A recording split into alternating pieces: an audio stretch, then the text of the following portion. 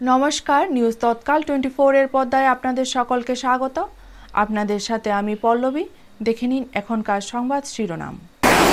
জনতার দরবারে সাংবাদিকদের বসার জায়গা নেই, প্রশাসনের নীরবতা নিয়ে প্রশ্ন। খেলার ছন্দে উৎসব, সাবরুম বয়েজ স্কুলে বার্ষিক ক্রীড়া প্রতিযোগিতা। মা ডাকতে ডাকতে অসহায় শিশুর বেদনাদায়ক মুহূর্ত, হারিয়ে গেছে শেষ ভরসা। পশ্চিমবঙ্গ বিধানসভায় বিপ্লব কুমার দেব, শুভেন্দুর সঙ্গে বৈঠকে রাজনৈতিক চাঞ্চল্য।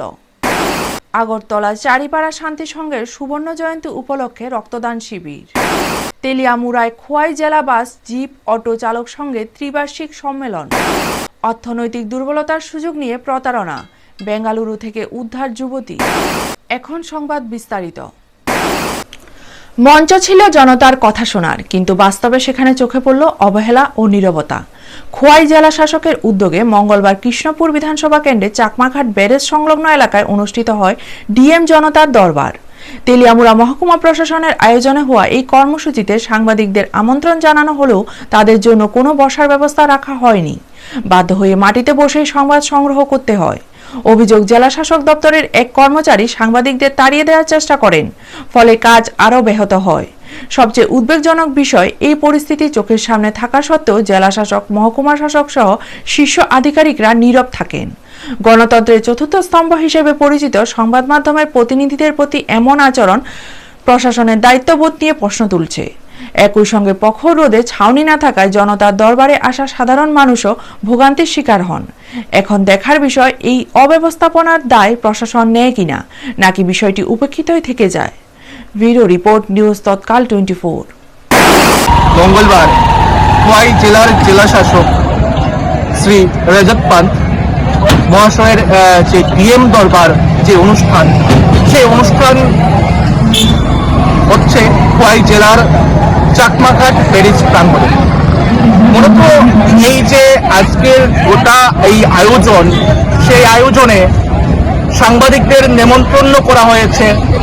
সেই নেমন্ত্রণ পত্র গ্রুপে দিয়েছেন তেলিয়ামুড়া মহকুমা শাসক শ্রী অপূর্ব কৃষ্ণ চক্রবর্তী।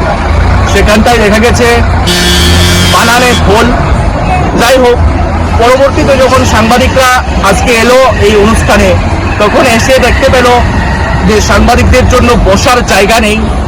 আজকের এই আয়োজন, এত লক্ষ লক্ষ টাকা খরচ করে এত বড় আয়োজন করা হয়েছে, কিন্তু সেখানটায় সাংবাদিকদের বসার জায়গা নেই।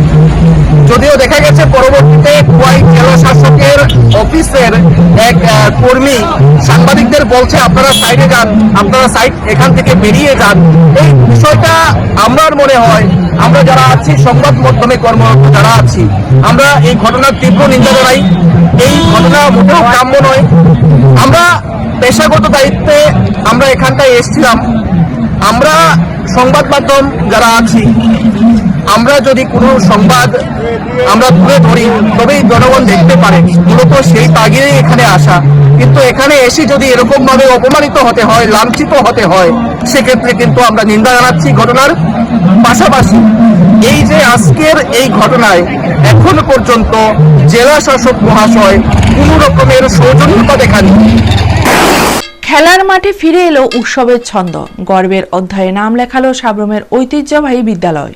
সাবরুমের অন্যতম প্রাচীন ও ঐতিহ্যবাহী শিক্ষা প্রতিষ্ঠান সাবরুম বয়েজ তথা সাবরুম উচ্চতর মাধ্যমিক বিদ্যালয়ে উৎসবমুখর পরিবেশে অনুষ্ঠিত হলো চলতি বছরের বার্ষিক ক্রীড়া প্রতিযোগিতা।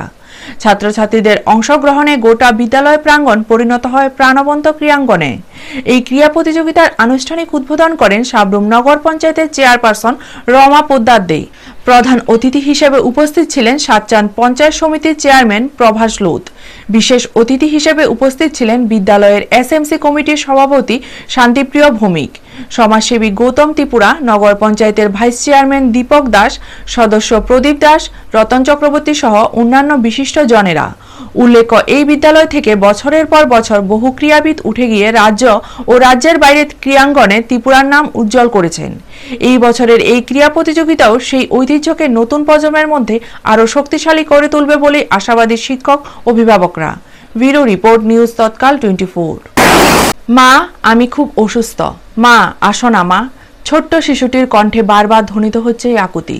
নিজের মাকে খুঁজে পাচ্ছে না সে, তাই মা ডাকতে ডাকতে যেন আরো দুর্বল হয়ে পড়েছে। চোখে জল আর বুক ভেঙে যাওয়া বেদনা নিয়ে শুয়ে আছে ছোট্ট শিশুটি সোনামুড়া সামাজিক স্বাস্থ্য কেন্দ্রে চিকিৎসকের কাছে। ঘটনাটি হৃদয় বিদারক। শিশুটির বাবা দীর্ঘ 7 বছর ধরে এক দুর্ঘটনাজনিত মামলায় জেলে রয়েছে। বাবার অনুপস্থিতিতে শিশুটি একমাত্র ভরসা ছিল মা, কিন্তু মা 2 দিন আগে বাড়িতে শিশুটিকে রেখে বেরিয়েছেন পিআরটিসি করার নাম করে, আর ফিরে আসেননি। পরে জানা যায় তিনি অন্য এক পুরুষের সঙ্গে পালিয়ে গেছেন। এদিকে ছোট্ট শিশুটি একেবারেই অসহায়। শিশুটির নানি অভিযোগ করছেন, মায়ের এমন সিদ্ধান্ত শিশুটির জীবনের উপর অন্ধকার ফেলে দিল। সোনামুড়া থানায় নিখোঁজের মামলা দায়ের হয়েছে। পুলিশ গোটা বিষয়টি তদন্ত করছে। আজ প্রশ্ন হচ্ছে, যেখানে বাবা জেলে সেখানে মায়ের এমন সিদ্ধান্ত কি একটি নিষ্পাপ শিশুর ভবিষ্যৎকে আরো অন্ধকারের দিকে ঠেলে দিল না? সমাজ কি এই প্রশ্নের উত্তর খুঁজবে? ব্যুরো রিপোর্ট, নিউজ তৎকাল 24। কি হয়েছে? হয়েছে আর কি, তার মা কইছে ফিরে টিসি করবো আর কি। তো ফিরে টিসি করে কাগজপত্র লই আইছে, আধার কার্ড আই কার্ড যা আসছিল তারা লই আইছে, ফিরে টিসি করবো। করানোর পরে আমরা তো পড়োশি আত্মীয় পাই গেছে, অনেক খোঁজাখুঁজি করে পাওয়া হয়েছে না। তো আমরা আইয়ের সোনামুড়া এটা নিবিচুর একটা ডায়েরি করা হয়েছে, পাইতে সিদ্ধান্তে 24 ঘন্টার পরে। তো ছেলেটা শুনছি কথা একদম পাইতে আসি না। তো ওই থানাতে এন্ট্রি করছে, সারারও কইতেছে এটি তো রেগুলার কেস, এই তো এটা রেগুলার কেস হতে আছে, কি চেন্নাই থাকিতে আছে, এই করতে আছে ভাগ্যে যায়, ঠিক আছে মানে দুইটা। তো তার বাড়ি হলো জোলাবাড়ি, খেতা বাড়ি। তো ওখান ছেলেটা মামা কথাতে এটা হয়ে গেছে আর কি, মানে অসুস্থ হয়ে গেছে। এই কারণে আমরা মনে কখন আর কি, মানে এদের মাটা তো পাইতে আসি না, নিখোঁজ মানে ফাইলে একটু ভালো হইতো, মানে আমার ছেলেটা তো মামা বলছি করতে আছে। আপনার ছেলের কি হয়? ছেলের মামা হয় সম্পর্ক। আপনার বাড়ি? আমার বাড়ি সোনামুড়া বেজিমার।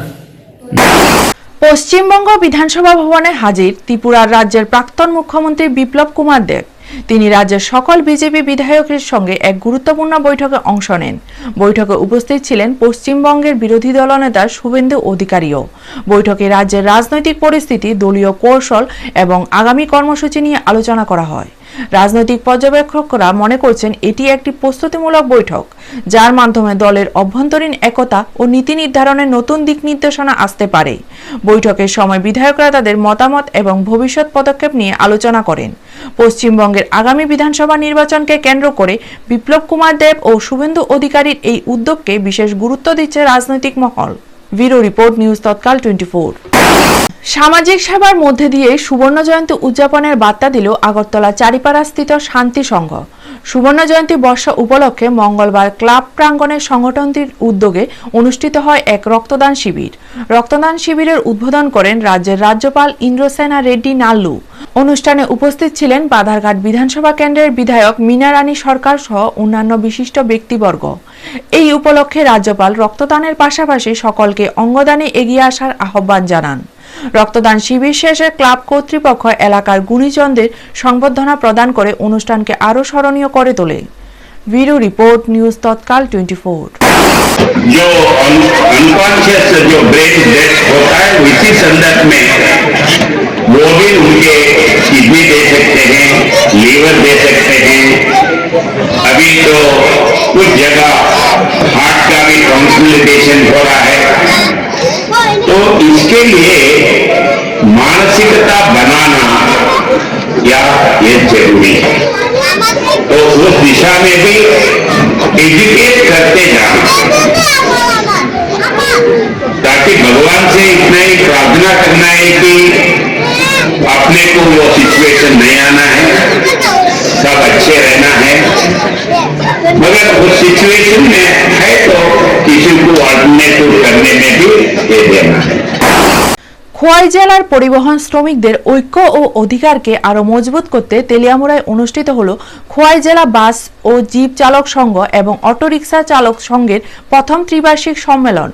মঙ্গলবার টাউন হল প্রাঙ্গণে আয়োজিত এই সম্মেলনে জেলার বিভিন্ন প্রান্ত থেকে শতাধিক চালক উপস্থিত ছিলেন। প্রদীপ প্রজ্বলনের মাধ্যমে সম্মেলনের উদ্বোধন করেন তেলিয়ামুড়ার বিধায়িকা ও রাজ্য বিধানসভার মুখ্য সচেতক কল্যাণী সাহা রায়। তিনি বলেন, রাজ্যের পরিবহন ব্যবস্থায় চালকদের ভূমিকা অত্যন্ত গুরুত্বপূর্ণ এবং তাদের ন্যায্য দাবি ও সামাজিক সুরক্ষা নিশ্চিত করা সরকারের অগ্রাধিকার।